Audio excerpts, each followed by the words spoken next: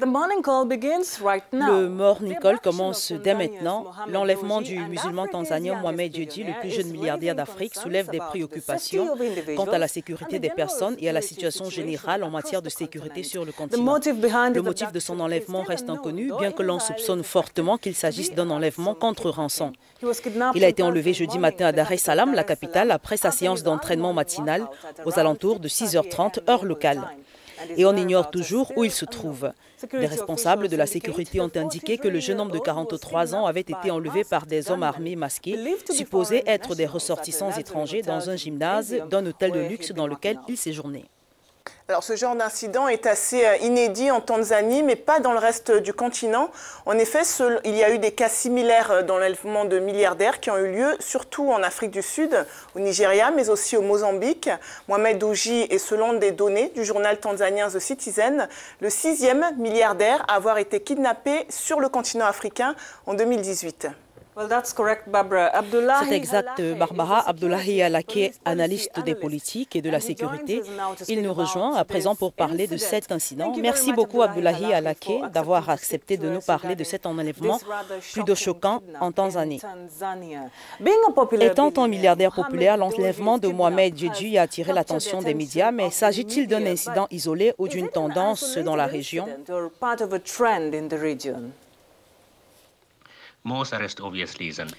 L'arrestation ou l'enlèvement de Dewji est à l'évidence un incident isolé en Tanzanie, mais cela donne à nouveau un aperçu comparatif des pays de la région, par exemple Nairobi ou même l'Afrique, qu'il s'agisse de Lagos, de Pretoria ou de Johannesburg en particulier.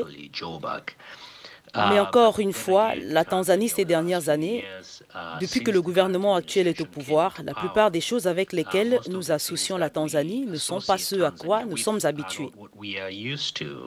C'est pourquoi j'ai le sentiment qu'avec ce qu'il se passe maintenant, c'est peut-être des gens qui sont intéressés par une rançon plus que toute autre chose. Parce que les identités des personnes arrêtées vont dans ce sens.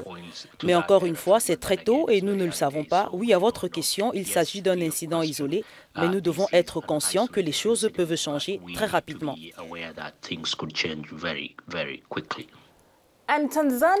Les Tanzaniens sont mécontents du fait que, dans l'affaire Dewji, des arrestations aient eu lieu quelques heures après son enlèvement.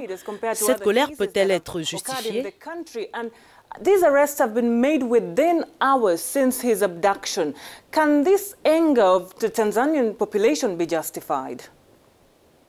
Oui, les Tanzaniens peuvent se sentir ou peuvent sentir que les ravisseurs de Mo ont été arrêtés très rapidement. Mais nous ne devons pas oublier que, mis à part son statut de milliardaire, Mo a également été membre du Parlement et par conséquent, il est évident que le gouvernement mette à disposition tout un dispositif rapide que s'il s'agissait d'un journaliste ou de quelqu'un d'autre qui venait à disparaître, comme c'est le cas ces derniers mois, et ces personnes enlevées restent introuvables. Je ne qualifierais pas cela de colère, mais plutôt comme une dénonciation sur l'influence de la richesse. Si vous êtes connu, les choses peuvent changer et c'est encore un fait que nous vivons pratiquement partout dans le monde. Mais je ne dirais pas que c'est de la colère, mais plutôt de la frustration que le système ne serve pas tout le monde.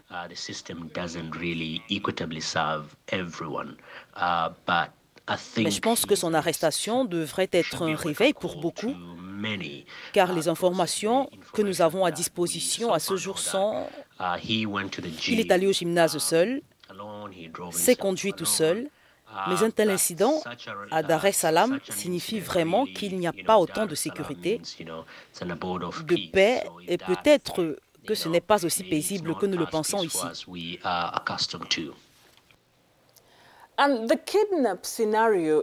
Le scénario de cet enlèvement est similaire à beaucoup d'autres cas sur le continent. Et comment les gouvernements peuvent-ils assurer la sécurité de tous leurs citoyens? La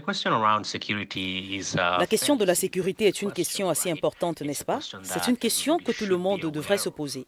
Mais je pense que nous devons également être conscients du fait que de nombreux problèmes liés à la sécurité peuvent arriver dans différents domaines, vous savez. Dans certaines zones de peuplement informel à Johannesburg ou même encore à Nairobi, le niveau de sécurité est évidemment différent pour des raisons différentes. Mais je pense que l'un des problèmes auxquels les gouvernements africains doivent prêter attention est non seulement la pauvreté, mais aussi le niveau d'inégalité entre les peuples, les riches et les pauvres.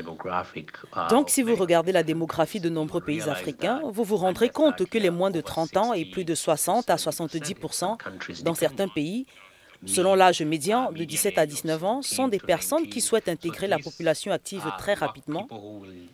Et si la réalité économique sur le terrain ne s'améliore pas, si le PIB ne s'améliore pas, si tout ce que nous voyons à présent ne s'améliore pas, c'est de l'argent versé aux familles corrompues, aux politiciens, aux personnalités publiques.